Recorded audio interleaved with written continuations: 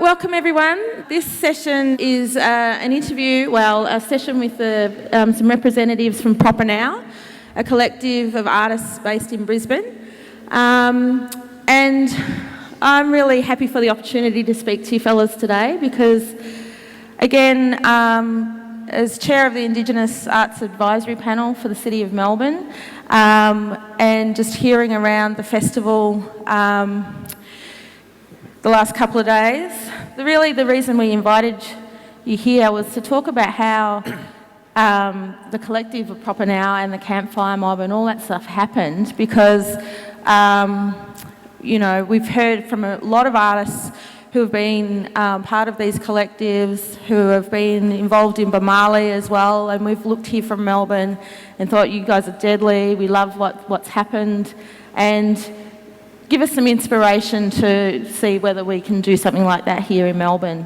As I said, a lot of this festival is about the visibility of Aboriginal and Torres Strait Islander art and culture here in Melbourne, and I'm so proud of what we've seen today in all art forms, the last couple of days. So that's kind of where we've come from in terms of getting your mob here. So if we can just go across. If I could ask you to introduce yourselves. Hello everyone, I'm Vernon Ah Kee. I'm originally from far North Queensland, but I've been living in Brisbane for about 20 years. And we're just in town. We don't come to Melbourne very much because nobody wants to give us a show here. But or pay for us. But it's good being here. We know a lot of people in Melbourne, and Sydney, but Queensland's a very different dynamic to anywhere else. So, but yeah, we'd be very keen on talking to anyone who's thinking about trying to form an artist group like us, and we are deadly, yes. I'll get you quickly to all introduce yourself, and then I've got a couple of questions about Queensland. But yeah. Hello, my name is Tony Albert. My name's Laurie Nelson. I'm Richard Bell. And we've got some of your work scrolling across the screen as we speak. So if you want to reference any of your work, that's fine. Up to you. So some of the questions that actually, we'll go back to a conversation that Laurie and Richard and I had last night about, why form a collective? What were the reasons for, campfire came first, is that right?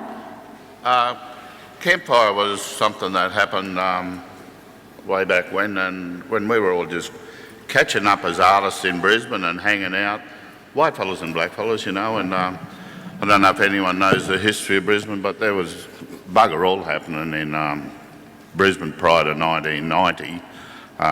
If we did have an opportunity to show a bit of work, it'd be in a little building in the old Opal building where only black people come to anyway, and no one with any money. So, but at least we got our chance to have some work up for a week. So, but that's prior to 1990. So the balance, I think, changed a lot of that landscape. Like I said, we used to catch up and just talk about art and pretty well do what we're doing now, just talking about art and producing art together or by ourselves. And so that was the campfire group. It's interesting, but like any group, if it gets too big, it probably gets a little bit too hard to handle, of course, because you have all these egos and personalities, and I suppose that's what makes us work. We're good friends. And Richard made a comment yesterday, like, if we weren't in proppaNOW, we'd be doing exactly the same thing.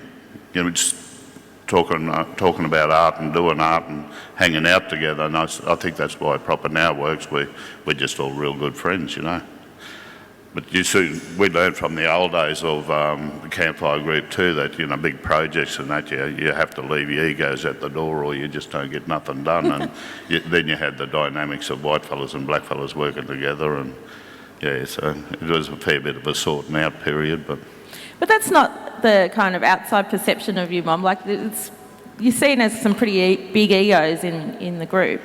That's him. That's Richie. Would you like to respond? He got all shy. That's the first time I've seen that. We do come from Aboriginal communities. You know what happens when you get a big head in our communities. It gets kicked. So we kick each other's at times when it's necessary. So that's a part of the process that just comes from our community anyway. One of the reasons we set up proppaNOW was to counteract some of the stereotypes and preconceptions and misconceptions held about art making in Australia. Strangely enough, we're not allowed to make Aboriginal art, because Aboriginal art being dots and cross-hatching. So we're not allowed to do that kind of stuff. So, and that, in everybody's mind, is Aboriginal arts. That meant that us blackfellas from the East Coast essentially were excluded. There was nothing there for us, and we always ended up in Darkie's Corner, in all these exhibitions and that sort of thing. So we know that through the group process, you have a much bigger say. The sum of the parts is not quite what the group is. The group is much more than that. So we're known from our experience with the Campfire Group. They've also been Bamali, and they had this reputation that went with it, just by sheer fact that they formed a group. And when we first set it up, people said, well, how are we going to get noticed? I said, look, with us setting up a group, we'll start people talking. Like there's all the talk around town. What was it? What now? That was a funny story. Proper show-offs. What was it? Proper bullshit. It was all these sorts of things. So but basically the thing was to give blackfellas from Brisbane a focus nationally, and internationally, and we've been pretty successful in doing that. And we knew that we had to do that with friends, and trying to make sure that it gets to be successful. And we also, it wasn't lost on us that our socio-political structure for thousands of years has been small family groups. So we're trying to replicate that as well. They're like the big homogenous organisations, like in communities, they're doomed to failure, I think. Because democracy doesn't work on the micro level. It doesn't work very well. You get three people on a deserted island, one of them fuckers is going to die. So for us, the actual lived experience in Aboriginal communities, as far as I've seen, is that the organisations are run by the biggest families. Yeah. I suppose I was really surprised how quick proppaNOW happened, because I was actually out of town. Every now and again I drop out and go and get a job and pay my credit card debt off so I can go back and do art again. And I was up working on a dam site, and this fella, Alan Warren, another black fella in Brisbane, said, "Oh, your name's been bandied around in Brisbane a bit." And I said, "What? I haven't even been there." They said, "No, apparently you're part of that What Now mob." I said, "Who are they?" So they actually voted me into the group when I wasn't there, but I was glad they did. I come back and caught up with them, and been producing art ever since. So it was great. Yeah. And sorry. I was just going to say, Gordy Hookie was That was the same position. the same thing. We just said he was in the group. He didn't know. He didn't know for about 6 months. He had never even heard anything. I think he was overseas at the time, wasn't he? The hard Yeah, I think people so, say yeah. no to, Yeah. But Vernon, you've been, part of the proppaNOW thing is about that a lot of attention's given to remote art centres, and that urban people are underrepresented. You've sort of been, spoken about that quite a bit, about Well, in terms of proppaNOW. we're blackfellas who make art in cities and toil away making art about the lives that we actually live. you know, the people that we actually know, and you know, issues that concern us as modern peoples. You know, blackfellas have been toiling away for years, decades, but you know, the white construction that is Aboriginal art still prevails. I can sit here and say for sure that that is the case, because if we walk next door on the ground floor and on the top floor, you will go in there and say, oh, this is wonderful. But that's a utopian idea constructed by whitefellas. It's utopian to the point where it's impossible for any Aboriginal to achieve that ideal. It's crazy, you know. This is whitefellas making us take crazy pills.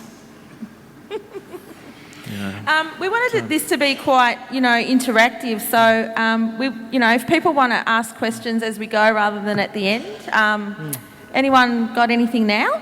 G'day. I was in Brisbane doing some pre-art certs before, looking to study arts at Griffith, and I'm a yellow fella. I'm an adopted man with no connection to my traditional mob or family groups. And the whole criteria of the Indigenous Arts degree at Griffith was based on family history. And I found the application process quite traumatic because it didn't take into account stolen, adopted or orphaned Aboriginal people, which makes up a large sector of the community. And I felt the whole course marginalised us because it was based primarily on traditional ideology of what Aboriginal culture is, which is based on family connection. So when I asked the lecturers, do I base my entire body of study on my adopted parents and their nationalities and their culture, they couldn't answer me. And I just found it very totemic and politicised the course in that nature, because I'm an urban Indigenous man who wants to comment on a broad range of issues, including my own identity. And I didn't want to explore that primarily in a class format. I thought that could have been quite traumatic. Do you care to comment on that, or what do you think about that? Would it be better for me to pursue? What I think about is that that's not a significant part of the community at all. People who don't know who their families is. You know, that's a myth. You know, 90% of blackfellas know exactly who they are. You know, we can prove our Aboriginality in less than 30 seconds by naming our family. Okay? You know, the fact that you don't have that, you know, look, I'm sorry for that. But you know, like, and the part I've got no problem with the course relying on your knowledge of your family. You know, like, to qualify for that course, you should necessarily know who your family is. If you don't, you can't do that course. That's what I reckon anyway.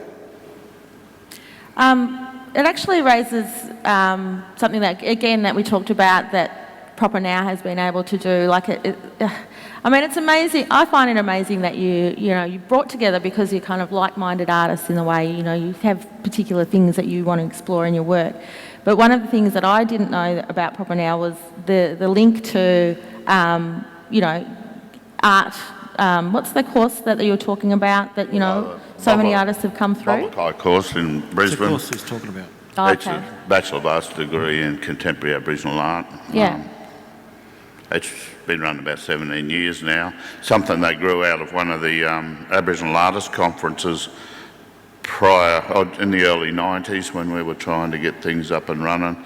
Richard, myself go back a fair way. It was back in the days when we were trying to organise the state as artists, because there was no funding coming to Queensland, because there was no art centres set up in Queensland. So Yeah, we tried to set up art centres back then. we actually set the state up twice and stepped back to be artists and watch it fall over twice. So we can't put any more energy into something like that. So Yeah. just the wrong people get in after we've set it up, because we don't want to be administrators. We want to go back to Make doing art, arts. yeah. And it's fallen over both times. But there's since got arts and crafts centres in Queensland now, but there was none. Well, we still want to know why there aren't any art centres in cities. The artists are there. Yeah. Yes. We don't have one here in Melbourne. Yeah, like In a city this big, Melbourne seems to there's be- no art centre here? There's a, that is federally funded? There's a Koori Heritage Trust, but it's about presenting work. It's not about producing. It's not about making. Well, it just seems that Melbourne's a little behind. As far as the group thing goes, Sydney had Bomali, Brisbane had Campfire Group, and now proppaNOW. So well, it seems to have worked somewhat for us. These sorts of things where we got together. I don't know, what the reason is for, whether it's historical or the result of colonisation. Well, that's what I was going to bring in, because I guess that's, again, about the visibility of Aboriginal art here in Melbourne is, the eastern seaboard had the first impact of colonisation, as we know, in Melbourne, Sydney and then Brisbane. So, part of this kind of... the reason that you guys are so fired up, is it because of, Joe Bielke? These are the kinds of things that... No, it's because of white people. So that's the reason. But Queensland had a, very tyrannical, history, very recent as well. So we grew up during the Joe era in Queensland too, Richard and I. So, you're right in the thick of all the bullshit and everything that goes along with someone like Joe Bielke Peterson. So. And so what's turned it around? It's come from blackfellas? Oh, well, I don't think anything's turned around. I think things are as bad as they were 30 years ago. Yeah. I mean, particularly in the visual arts, the kind of things that people like Kevin Gilbert were talking about.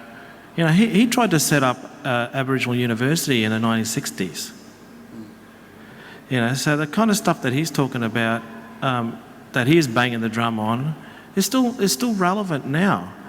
I mean, as individuals, people like Richard and Gordy and Laurie and other people like Destiny were talking about things in their art that people were just saying, well, that's ridiculous because you're not real anyway, so why should we take your work seriously? And so we make proppaNOW because we have strength in our own support system within our group. But the things we're talking about 5 years ago, they laughed us off. And we're still saying the same things now, and people take us a bit more seriously because we're profile artists now, and we won't back down from anything. But that's what it takes. But the stuff they were laughing about 5 years ago, some people still laugh about now because those issues are still relevant and we still have to fight that battle. Stuff about identity, like this brother talking about here. Them blackfellas, if a blackfella comes up to us and says, I don't know my family, but I'm a blackfella, and we say, okay, then we'll come and sit with us.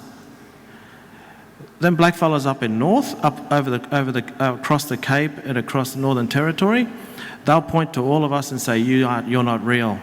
Because it's white fellas that convinced them to think like that. Yeah. And them fellas, they swallow that wafer. They love it. White fellas pat them on the head and they wag their tails. Did anybody see Bart Willoughby last night? Those two new songs of his, wow, they were just fantastic. And so contemporary now, it was just so great to hear it. And his last song was a Kevin Gilbert poem. Mate, all those old No Fixed Address songs are still relevant. Yeah, Jonesy? I was just curious about with proppaNOW, when you first started as, proppaNOW, how have the major sort of institutions in Australia actually reacted to that? And have they changed from then to now? Oh, they don't put us in Darky's Corner anymore. No, there hasn't been. Well, to be honest, they pretty much ignored us. There's other, artist groups around. Like some of these artist groups represent, their countries in biennales and stuff like that. The Asia Pacific Triennale, 2006 or whatever. There was the Chinese group, the Long March. How long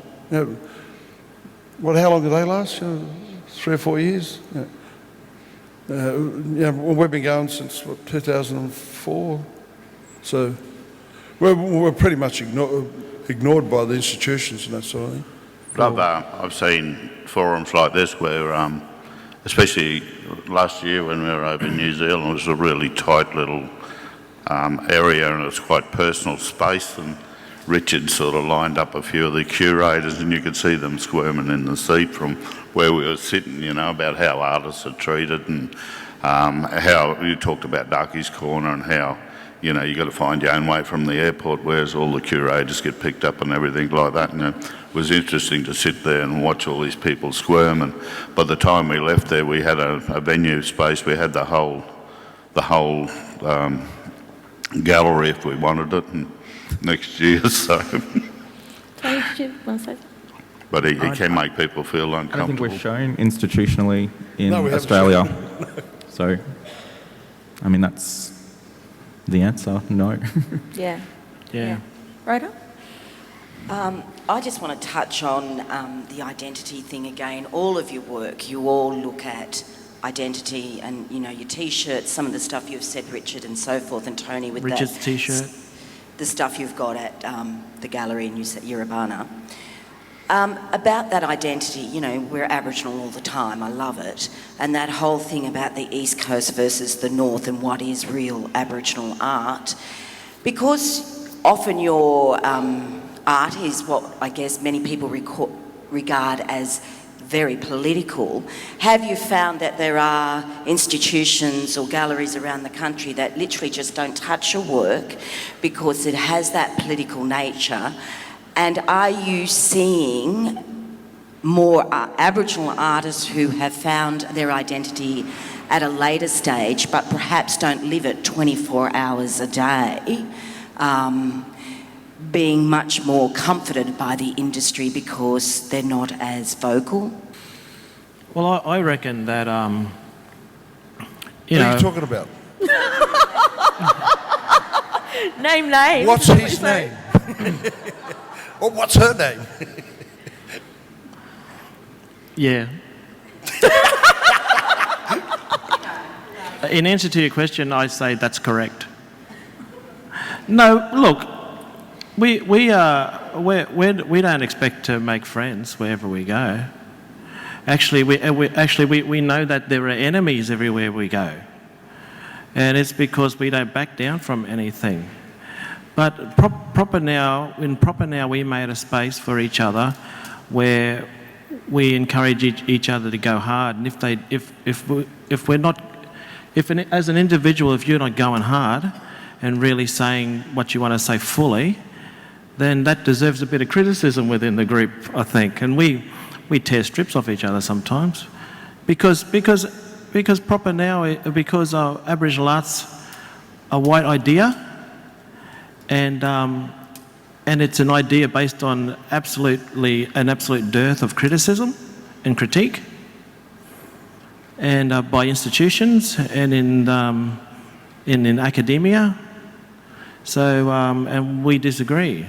But I mean, you know, look, underneath it all, what we disagree with is white people thinking that they should decide who we are. That's all. Yeah, we have a responsibility to go as hard as we can. You know, like, how can we purport to be representing, the thinking that's in our communities if we're not talking about the issues that really concern us most? I think that's what we miss a little bit at the moment is the big studio we have, because you know, we had the opportunity to sit around all the time, and if we weren't producing art, we were talking about the issues. So, and a few of us had the luxury of being single males and just camping out there all the time. So you're living amongst it and you're just eating, sleeping and doing everything there. Gordon and I and Richard at one time there, and Vernon had come over and bring his kids over. The place was big enough to do that. And we had this fabulous warehouse that this property developer just huge. Made access to it for us, and Yeah, it's three of us bigger than were this place living was. there. There's pictures there in the thing of Yes, it. you see them up there. And we decked the walls. I think we had 80 metres of running wall, which was running, you know, it was bigger than any gallery in Brisbane. And we had 4 shows there. No, they were great shows. And I thought... Private philanthropy has been more beneficial to us than any government or institution within Australia. So if you know some rich people, you know, tell them that there's a group up in Brisbane that needs a big warehouse. You know, you've got $2 or $3 or $4 million. You know, come up there and buy it. You know, buy it real cheap. You know, like, you keep the deeds and that sort of thing. You know, we pay you off. You know, if we don't pay you off, you keep the building. You know, you're buying in a depressed market. Yeah, some of them rich Where's people these who buy Destiny's work, send them to us. She wishes. we used to pay the rent with artwork and stuff like that. Yeah. And Yeah, we just did a straight trade with a property developer for artwork that we could have that space for like 3 years, and we had a few kick-ass shows. A couple of the shows we had there were 2 of the best shows I've ever been in. Yeah, there goes the neighbourhood. Yeah, that's the best that show. was- It's the best yeah. show I've ever been in. Yeah. the building we had is actually now the new 4AAA, the Indigenous Media. They built a whole new building there and took it up another story. But yeah, it's right in the middle of West End. You know, it was a great place for artists to be living. And But what do you reckon? How can a group like proppaNOW start here? What do you reckon, Rich? Because one of the things I think Just picking up... get together as groups as friends. You know, like you can be, you know, across disciplines. You know, if necessary. You know, like you know, just. I'd strongly advise friends. You know, even if you have a row now and then. You know, like, we don't always get on. Like, he's not the easiest bastard to live with. This that's bloke. because you're a prick. We've got a question over here, John. Part question, part comment, and you've most probably answered part of it. In my limited time when I worked in Brisbane, I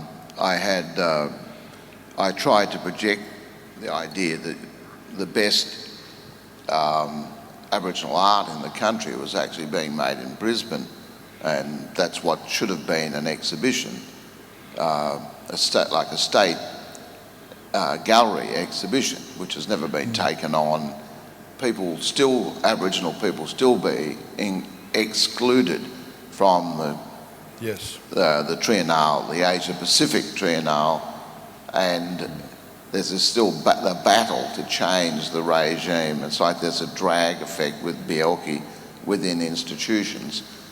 What I was very happy with and really inspiring, that people go outside the state. You can't wait for the state, by that I mean the government, to do things. You've got to get out and do your own things. And eventually I was able to do that exhibition of the version of it in Sydney. But it was bleedingly obvious to me this is where Aboriginal art was happening. And I just, it's part comment and part question. And in that way, there's this current 2 things. That's one thing. I like the way that you operate outside the state, outside of government things, to do things. And the other was this current thing about the other, where people constantly look outside. They don't want the black fellas in Brisbane, particularly. We don't want to champion those people. But they would import people from the Pacific or Asia as the exotic other and promote them. And this has happened here in... Who are you talking about? In the big elephant, I'm not talking about my ass is big, look big in this, but the elephant in the room of that thing with the Michael Parafokai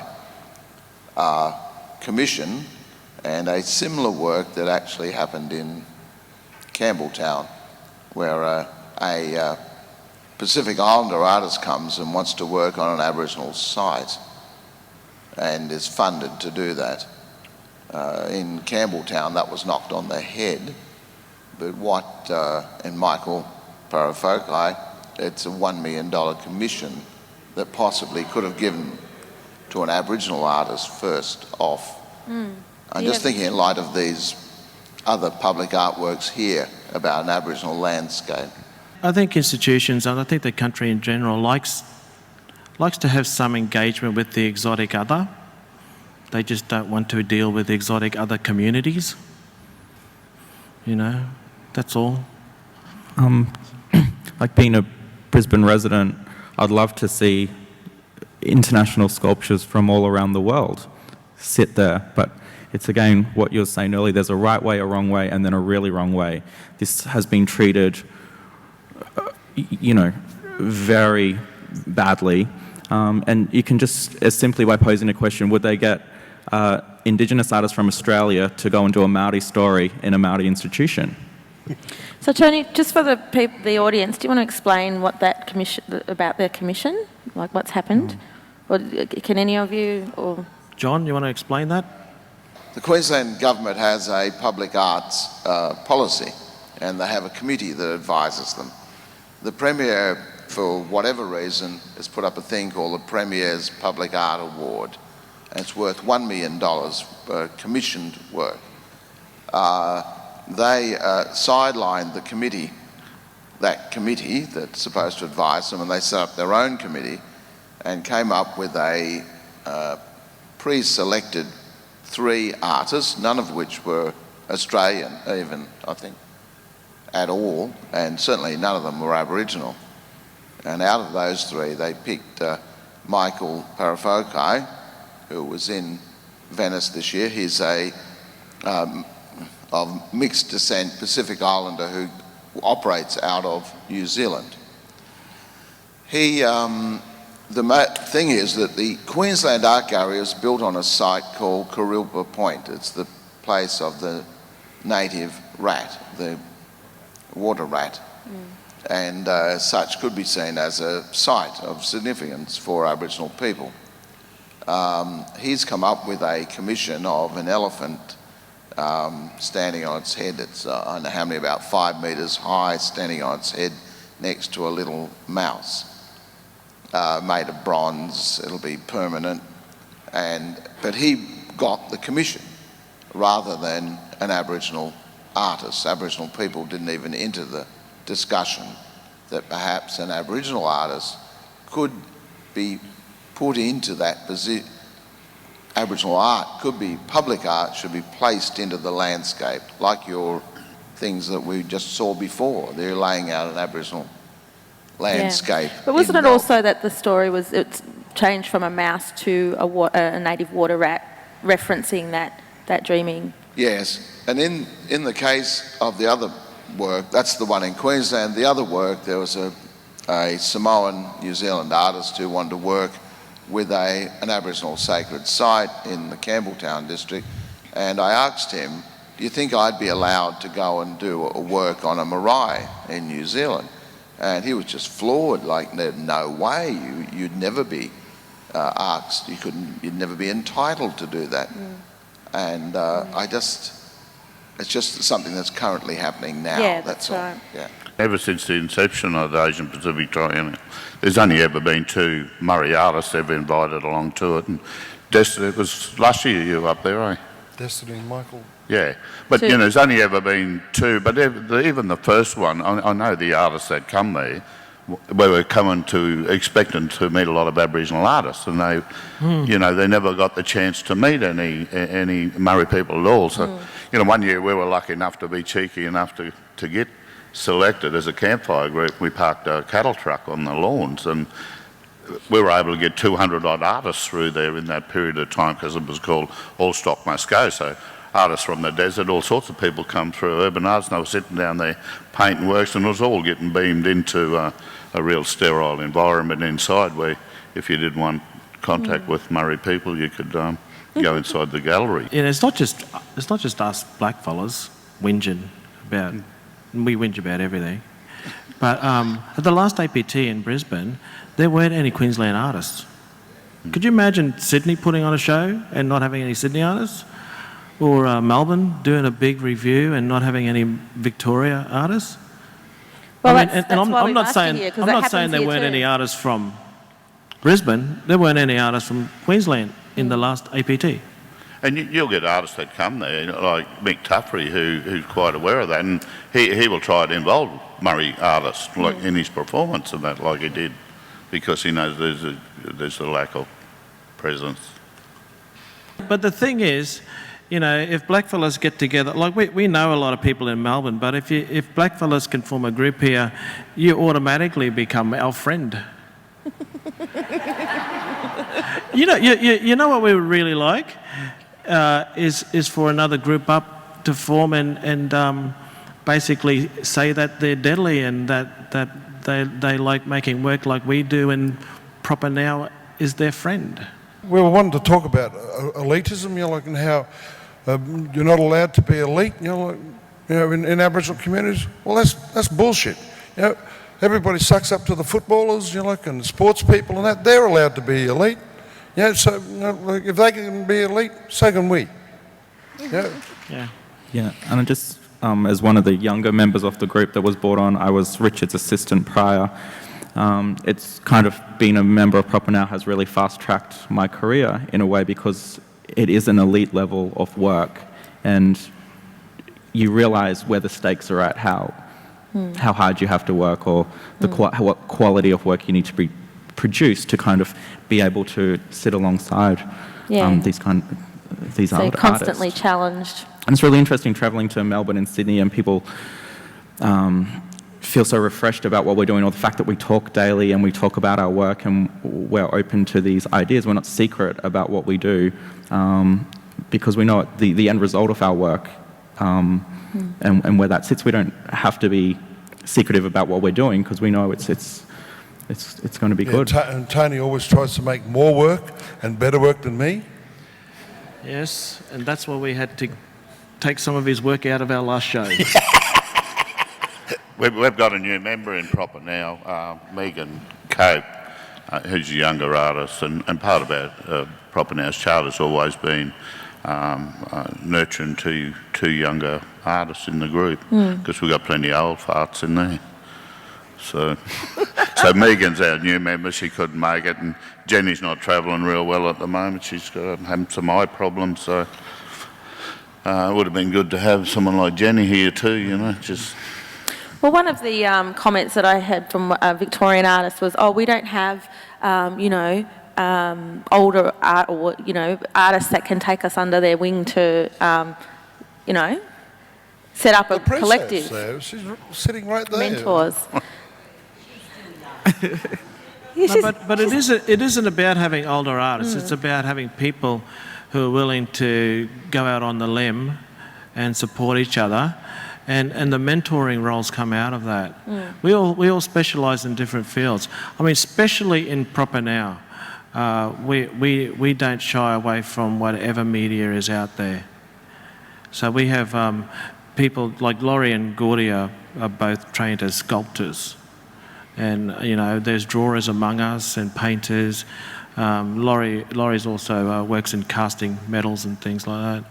But we have printmakers and photographers and filmmakers in our who comprise our group, because we have to be everything to each other. I don't know. It doesn't concern us so much about what kind of show people would like us to make, but we have to be all those things to each other first. I think everyone has to feel secure within our group, and to be able to speak out and say whatever they want to do. So if someone says, I think I want to do some video, you've got to have the experience within the group to say, well, this is how you do it. You ring up these people for pre-production, ring up those people for post-production.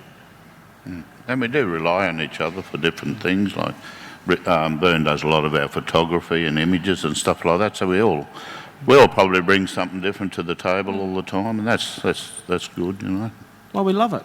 We love just doing things for each other. Too.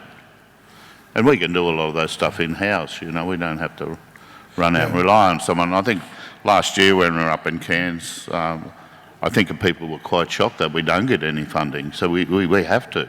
But they had no idea that we weren't funded. Yeah, everybody thinks we're funded. Yeah. We don't get any money at all. No one has ever offered us money, and we just think, well, let's just do whatever we want anyway. Let's just work bloody hard and do what we want. Oh, look, I just want to bring us back to the issues, say, with that Sculpture Commission, you know, like, the root of that is a lack of respect for Aboriginal people. You know, that they just didn't respect that we own the land, you know, and that this whole issue is unresolved. They can make it easier by respecting us. A simple matter of respect. They should not have thought anywhere outside having an Aboriginal artist. They wanted an international artist for that thing there, for that sculpture thing. Now, if Judy Watson and Fiona Foley aren't international artists, you know, who've got public works everywhere, you know, I don't know who the fuck is. So, and this respect thing, it also extends to this Australia Day. You know, like, they stole this country from us. They're still killing our people. You know, we're at the bottom of all socio-economic indicators in this country. Now, for them to go around waving fucking flags in front of us is disrespectful. And it's got to stop. You know, if they stop that shit right now, we'll be a lot better off. Immediately. Yeah, and I'm just picking up on, you know, there's that transgression of human rights by having other people decide what your culture, how your culture is, how you practice your culture. That's once again a lack of respect. And I guess here in Melbourne, and that's why I'm looking for Melbourne artists, but to me it seems that, you know, that one of the first points of contact and colonisation, that people are so fragmented here that they can't even, you know, it's become apathy almost, and that they can't get together to form a collective to assert their rights. I'm just putting that out there, people. When we started out, there was probably only me and Gordy who had, a national and a small international profile. So, you know, we built that up, you know, like, and, you know, as part of proppaNOW, you know, we've used that as a vehicle as well. So, you know, we've all been elevated in our careers individually by our involvement in proppaNOW. One of the ideas around proppaNOW is that we don't want to promote the group. The group promotes us as individuals. We really want to push each other as individual artists. You know, the proppaNOW works because we all agree on so many things about being Aboriginal as individuals.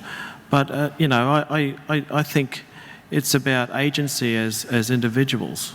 And we push each other. And we really love the work that we see each other making, and we love doing things for each other. We love it.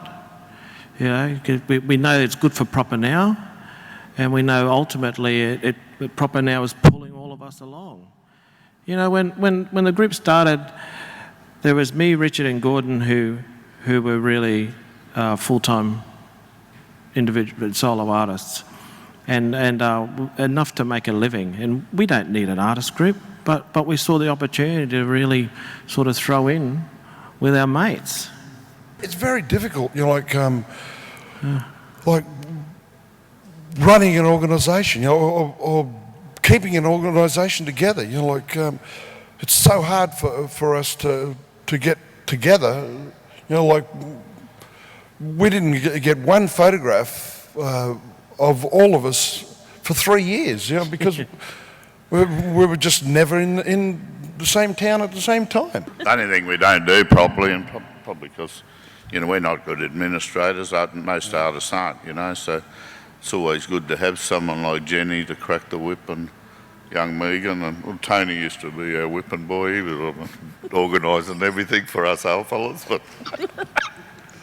but yeah, we're not good administrators, and that's where we fall down a bit, you know. But, you know, that we don't want to have to be that professional that we have to worry about those things anyway, you know. Our worry's about producing art, and that's what it should be. Well, look, we need, you know, an admin person. You know, like we need something, yeah. What, you're asking me, giving me a job? There's no pay. It's just... You also have to work for free like we all do. Sydney for a while. Yeah, Tony, come back. Any more questions out there? I think, you know, there's a lot of dialogue we've heard today about not having stuff, you know, and I think it's difficult in an Indigenous sector when, You know, you see a lot of resources going into other areas to critique your countrymen. You know, like I'm from Central Australia, and there's there's a lot of great artists there, and I wouldn't call them, under the thumb of white fellas necessarily, or, dogs' tails being wagged or whatever. So I think that's, got to take issue with that. But also, I think, and probably partly because of the great work that proppaNOW does, a lot of you are in the national collections and state institutions, and I think you went to Venice Biennale, didn't you, Vernon? I saw a film on it, it was good. And so actually, I've seen, Richard, your work hanging at the National Gallery of Australia and in Sydney, whatever, New South Wales Art Gallery and stuff. So I'm not so sure about you, Laura, but I know, Tony, your work's in a lot of the collections. So, in fact, you are recognised artists, you are collected, but a lot of the rhetoric or dialogue has been that you're not. So I just wonder if you're going to embrace that, like embrace your success and make that, that's where obviously you're going for your intention, but a lot of the dialogue is about not being successful somehow. So it's sort of, I'm not sure really what my question is, but I suppose it's how your thinking evolves. Like, we're filmmakers and we used to have a lot of that dialogue about not having stuff, and we didn't. And we got organised, like you guys, and sort of demanded a piece of the action. So things like NITV and stuff got set up, but actually our dialogue now is about being the best and doing the best work and being highly successful. So I suppose it's a question about where you sort of position yourselves, and has that evolved as the group's evolved? Oh, we position ourselves at the very top. Yeah. Where else would we place ourselves? But I think you're seen as being at the top, too. Yeah, but the art industry sees but then we've got to live up to it. Yeah, the art industry sees us as the best for the cheapest price. We get collected, but they don't pay the prices that they pay for. Here's a black fellow who just won the Telstra, 90 years old, he'd been paying for 5 years, and his work's $40,000. And you get people like Sally Gabori, whose work's $50,000. Yes, I'm not so sure about but the if we money get if we get collected, so this is one of the things that's happening. If we get collected by institutions, they want a discount on everything, and we're only in the institutions because they can get a deal, and a lot of blackfellas don't know what they're worth, especially blackfellas from the city. The blackfellas from the desert, they know what they're, well, they don't really know what they're worth either, because the white fellas are the ones that are doing all the deals for them. But another thing too, you could say that we travel internationally and stuff, but it's one thing to be taken up internationally and to have a regular market there. But there is one thing that we all know about travelling internationally, is that we get treated a lot better internationally. So we don't know what to make of that when we come back here and get treated like shit. And we get treated like shit everywhere here. Look, there's a thing with, if you're talking about how people get treated, for some reason or other, artists get treated differently to people from other industries. I was sitting on a plane, and it's a long way between here and America.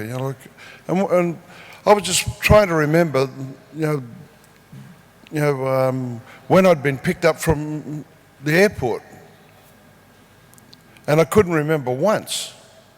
And then I started thinking about it. I thought, well, damn, if I invited somebody into a show, I would pick them up at the airport, or the train station, or the bus station. And to me, well, that's just a matter of respect, for my colleague. So that doesn't happen. Why not? Well, I don't get picked up from the airport when I go to places as a filmmaker. So, I didn't realise you're such a sensitive... Well, shame. They should be picking us up. If they don't respect me enough, don't fucking invite me. Anyway, I just suppose what I'm saying to you is you're extremely successful, well-respected, terrific artists, you know, and I think that's a thing to celebrate. And I think it's a great thing you've achieved with proppaNOW, and I'm just encouraging to embrace that, I suppose. Look, I think, like, particularly since we've put proppaNOW together, is that our individual success, you know, flows from what we do. You know, like what we're trying to do is you know, is to be part of the revolution that is happening here in this country. You know, we're trying to change the thinking of people in this country. You know, and when we start making inroads there, then I will feel a level of satisfaction. Until then, you're like, yeah, you can shack me up in 5-star hotels, you know, pick me up at the airport, or send a chauffeur or whatever, you know, but don't just fly me into this thing, you know. Give me a cab charge, you know. You know, I might take a trip out to Gippsland, you know, in a maxi taxi with some of my friends, you know, and come back a couple of days later. So, you know, this is, to me, this is just a thing about basic human, you know, behaviour, you know, and how we get along with each other. I think it's really important that we treat each other respectfully, and that part of the thing comes naturally from that. Let's not separate our, you know, like our personal lives from our professional lives. To me, if you don't pick me up at the airport, that means that you don't respect me. I just think that there still needs to be a change. Something has to happen in this country, and we have to continue you invite to be talking this way for that to happen. Just in my own experience, I've been off the Australian market for 3 years now. I left representation here. I only show but position my work on an international level, and I'm really grateful for the success that has come from that. But the price is different in Australia, and those prices aren't acceptable. You know, there's a strategy involved with, you know, being doing this kind of thing, but it is different here in Australia. And we have to keep challenging that. Yeah, and you know, if we are so widely successful as individuals, you know, and people like Destiny and Diane, and there's a few Melbourne-based artists like Clinton Nain lives here, I want to know how come there isn't heaps of our work at NGV,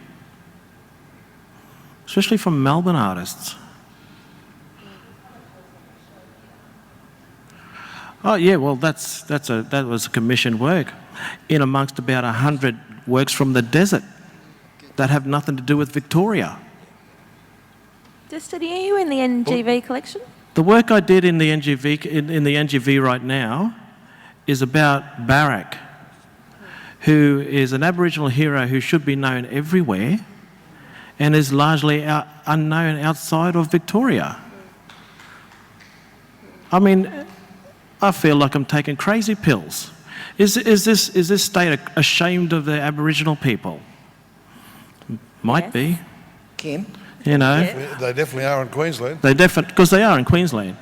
You know, so like, you know, I want to know how come black fellas who live in Melbourne aren't represented in big collections and things, and if we're so successful, how come we artists like us don't make up the majority of the collections?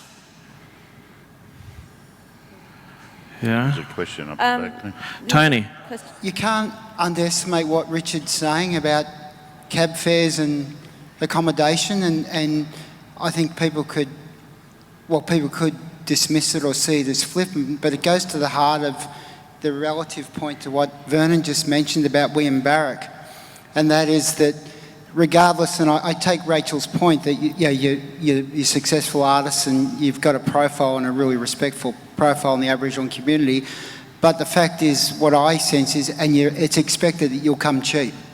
You'll come cheaper than white fellas all the time. And it's interesting that Vernon mentions William Barak, because I responded to Vernon's work on barrack here in the gallery, and I've done a lot of work on barrack. If I could just relate something, if people want to say, well, why is it that you're expected to come cheap? When Auntie Joy Murphy was asked to do the Welcome to Country at the AFL Grand Final 2 years ago, or several years ago, which is the biggest sporting cultural event in this state, brings in multi-million dollars of money. Yeah, last year they spent $300,000 on Meatloaf to embarrass himself. They didn't think they would have to pay Auntie Joy for that. And the fact that they thought that she should be paid even a token amount to come and do what she did, which was beamed out across the world to millions and millions of people, was seen as a nonsense. And that relates to Richard's point, because if they think they don't have to pay one of the most respected Wurundjeri elders in this state to do what she did with such generosity, why are they going to give Richard Bell a cab charge? So it is relative. That you will always be seen as, while your work's commodified and bought and displayed in boardrooms, they do want to get it on the cheap. And the fact that you say, well, we're not cheap, we're at the top of the pile and we're going to stay there, they don't get that. They just don't get that. And that's the fundamental mind shift that has to take place. And that's one of the reasons we don't have a common collective in Victoria, because of the way that impact on Aboriginal people in this state of being disrespected. Yeah, I agree with everything you're saying there, and you are getting the point. You're like, we have to be better. We have to, when we see, a respected elder getting paid, being respected, then we know that we've been successful in what we're doing. We're trying to change people's thinking, and how to look at Aboriginal people, how to look at the issues here. We're trying to, we're asserting our humanity. We have been dehumanised in this country, our own country. So what we are doing is actually humanising us again. We demand to be seen as human beings. Yeah. We've yet to be humanised, actually. We black fellas, when we engage with each other, we see ourselves as fully human, fully realised people. This country doesn't. We wouldn't have all these policies that we have to rail against all constantly, and we wouldn't have an intervention in northern communities right now. Sometimes people look at our art and they say, why do you do angry art? Why are you angry?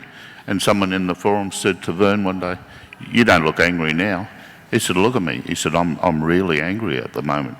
I'm angry every time I get up of a morning, And he was sitting there in this real calm sort of demeanour. This person. I think the last time I was here, actually, I said I'm angry all the time. This is me furious.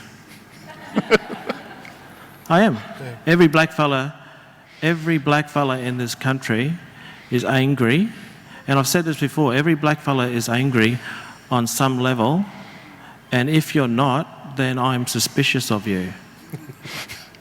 I disagree that we actually make angry art. Just because it makes the viewer angry doesn't mean to say that we're angry or that the art is angry. We make Aboriginal art because the art we make is about our lives and our engagement with each other and as Aboriginal people.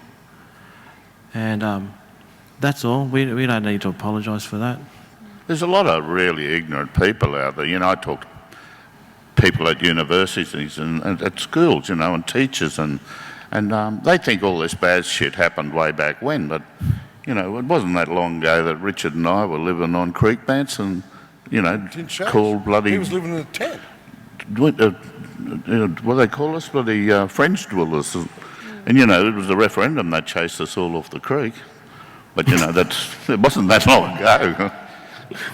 That's when we became human. For us, it's not long ago. That's when we become human.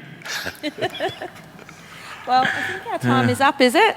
So thank you very much, Richard, Laurie, Tony and Vernon.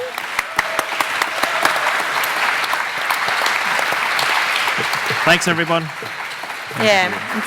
You do continue to inspire us, and I think part of this what I've felt out of this festival is this freedom to be ourselves, and that's self-determination is a tenet of Victorian culture here, and will always continue to be. So thanks for bringing your perspective to us.